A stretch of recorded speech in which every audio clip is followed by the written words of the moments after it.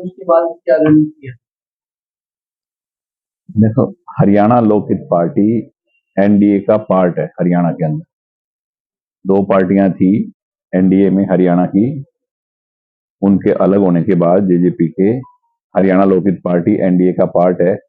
उस नाते हमने जब किसी के साथ हमने उसका साथ देने का वायदा किया है, तो कोई भी काम मेरा कंडीशनली नहीं होता। कंडीशन से हमने दिल से साथ हैं और वो रोल हमने अपना अदा किया।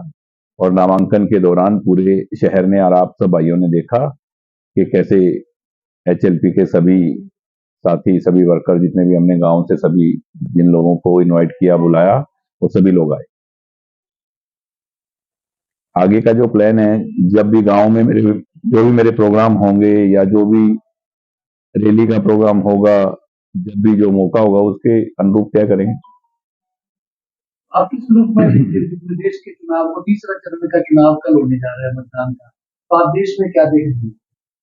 देखो, मेरी सोच कोई आप लोगों से अलग नहीं है। आप भी सोच रहे होंगे कि देश, अब आप देख लो सामने मोदी जी के कौन है, क्या वो आज जो देश की स्थिति है, जब उन लोगों के पास देश था, उनके हाथ में देश था, इतने सालों तक उन्होंने राज किया, क्या ये हालत थी हमारे देश की, हमारे भारत की, हमारे हिंदुस्तान का ये जो जलवा, ये जो गौरव है पूरी दुनिया में, पूरे संसार में ये था? नहीं था। क्योंकि मैं सब जगह जाता हूं, सब जगह घूमता हूं, पूरे हिंदुस्तान में घूमता हूं। जिस तरह का मान सम्मान आज हिंदुस्तानियों को, भारतवासियों को, हिंदुस्तान के अलावा पूरी दुनिया में जो मिल रहा है, वो पहले नहीं था। भारत को जो गौरवान्वित किया है पूरी दुनिया में मोदी जी ने, और सनातन धर्म को साथ लेकर, क्योंकि राजनीति में धर्म, हरियाणा लोकहित पार्टी का भी तो यही नारा है कि राजनीति कभी भी धर्म के बिना नहीं हो सकती। भगवान राम की बात करें या किसी की बात करें, सनातन धर्म को मानने वाले लोग हैं। और मोदी जी तो वैसे ही, ये कुछ लोग हैं जो मोदी जी, योगी जी, मनोहर लाल जी, जो देश को, राष्ट्र को समर्पित हैं, ऐसे लोगों से ये देश चल रहा है। तो हम एनडीए का जो हिस्सा होने के नाते हरियाणा लोकहित पार्टी की सोच भी यही है कि राजनीति में धर्म के साथ जो राजनीति करेगा, वो कभी भी गलत काम नहीं करेगा और वो कभी भी अन्याय नहीं करेगा। और ये तो सिर्फ अपने देश के लिए और बच्चों के भविष्य के लिए और देश सुरक्षित रहे इसलिए काम कर रहे हैं, और हम उनका पार्ट होने के नाते इनके साथ। जब से कांडा ब्रदर की एंट्री हुई है बीजेपी के प्रचार में, सबसे बड़ा नैरेटिव प्रचार जो है लगातार काफी लोग कर रहे क्या प्रचार कर रहे हैं? हैं, काफी नैरेटिव प्रचार है आपके लिए किया जा रहा है। देखो, हर इंसान की अपनी अपनी सोच है। जो उनके साथी होंगे वो हमारे आने से कोई खुश भी नहीं होगा, तो वो अपनी बात रखते हैं। पर सच्चाई सिरसा की जनता को, सिरसा की कॉन्स्टिट्यूंसी की आसपास जितनी भी कॉन्स्टिट्यूंसी हैं, क्योंकि रानिया, रतिया, एलनाबाद, कानावाली, यहाँ सब जगह हमारे कैंडिडेट खड़े हो चुके हैं। सबको हमारी नीयत, हमारी नीति, हमारे सिस्टम का मालूम है कि हमारी क्या सोच है। इसलिए किसी के बोलने से कुछ नहीं, सबको पता है कि ये अगर लगे हैं तो दिल से और सच्चाई के साथ लगे हैं। क्योंकि हमें वोट देना है नरेंद्र मोदी जी को। हम चाहते हैं कि सनातन धर्म को मानने वाले हमारे देश के भविष्य, बच्चों के भविष्य के लिए, सनातन धर्म के लिए, और देश सुरक्षित रहे, सुरक्षित हाथों में रहे, इसके लिए हमें नरेंद्र मोदी जी को वोट करना है। और हम सब नरेंद्र मोदी जी को वोट करने की अपील करते हैं कि सिरसा संत महात्माओं, गुरुओं, पीर फकीर, पैगंबरों की धरा है। यहाँ हर व्यक्ति धर्म के साथ जुड़ा हुआ है और हर व्यक्ति धार्मिक, क्योंकि धर्म नगरी बोलते हैं सिरसा को। तो मुझे नहीं लगता कि बाबा सरसाईनाथ की नगरी से भगवान राम को मानने वाले लोग हैं यहाँ, और कुछ लोग नकारने वाले भी हैं, वो भी यहाँ आए हैं, ऐसी बात नहीं है। पर ज्यादा से ज्यादा संख्या में लोग वोट देकर और बहुत भारी बहुमत से मोदी जी को ये सीट देंगे।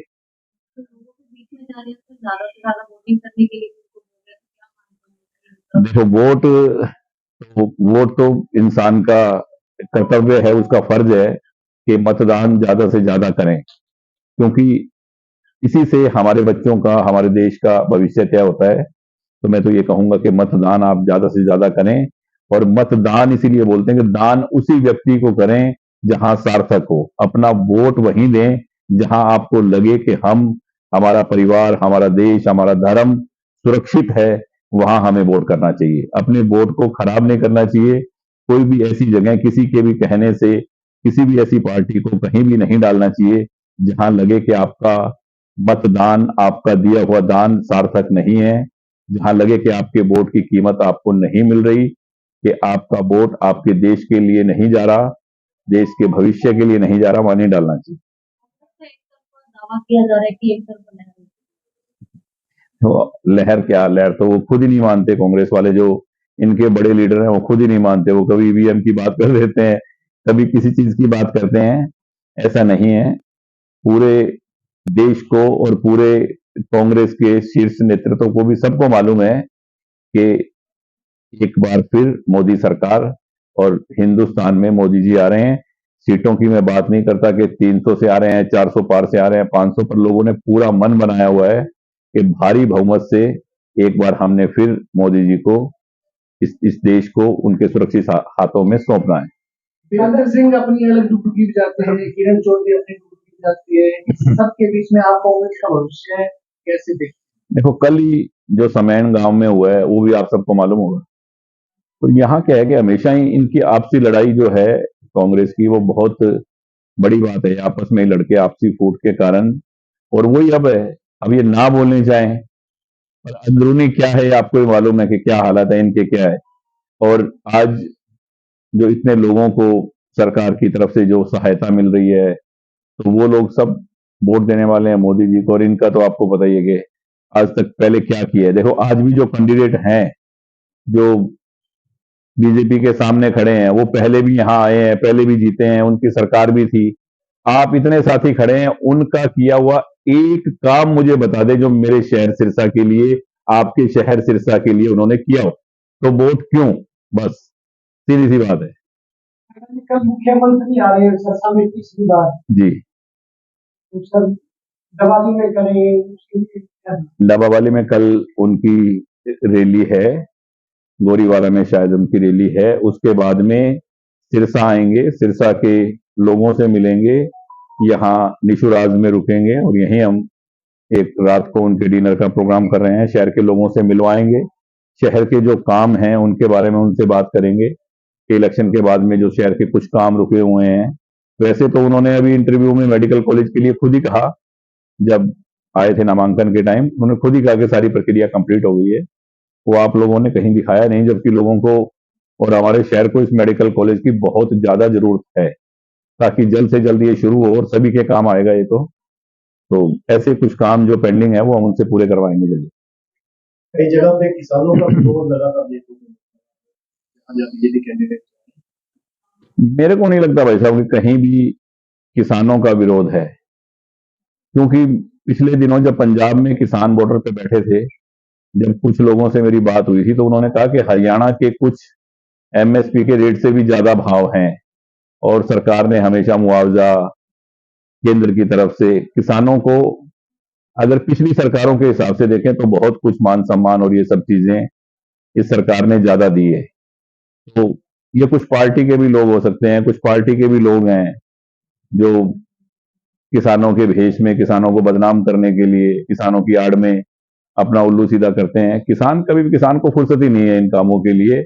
उसको अगर सरकार का अगर उसको विरोध करना है तो वो वोट नहीं देगा सरकार को, और वो ऐसी कोई हरकत नहीं करेगा कि जिससे किसान का नाम बदनाम हो।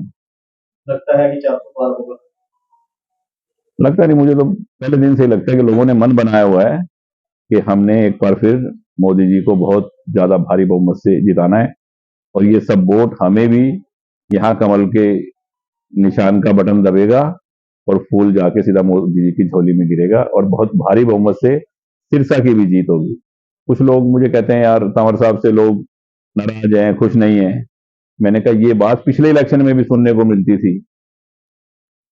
सुनीता दुग्गल जी खुद रतिया से हार गई थी, तो लोग उनको कहते जी आप तो रतिया भी नहीं जीते, पर वो 3,10,000 3,09,000 कुछ वोटों से जीते थे, 3,10,000 से।